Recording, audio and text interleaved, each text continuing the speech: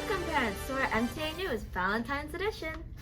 As you all know, we're getting ready for our Valentine's Day dance on February 13th from 1:30 to 3:30. No, sadly, parents are not allowed. But, however, we will have a photo booth where you can take photos with your children after the Valentine's dance. We have no media club that day, but we do have aftercare. Now, what to wear for the dance? It is a formal dance, so please make sure that you're wearing a nice outfit. For the boys, so you can wear, for example, you can wear the blazer that you wear on Wednesday or any suit, and then optional for a tie. We appreciate it.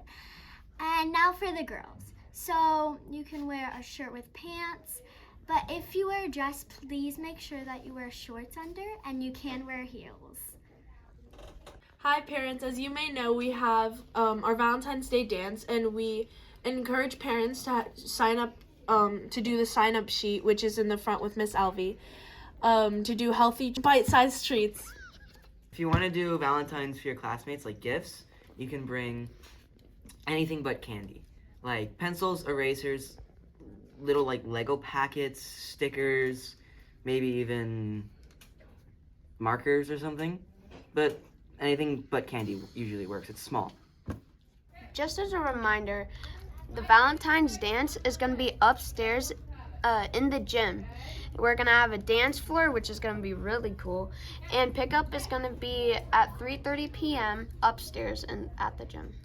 As for our entertainment, we hired a professional DJ to come to our school.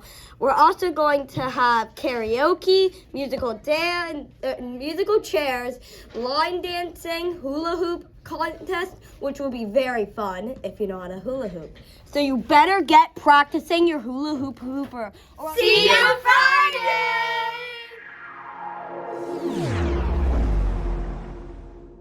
Oh wait, give me 1 second. Okay, crazy.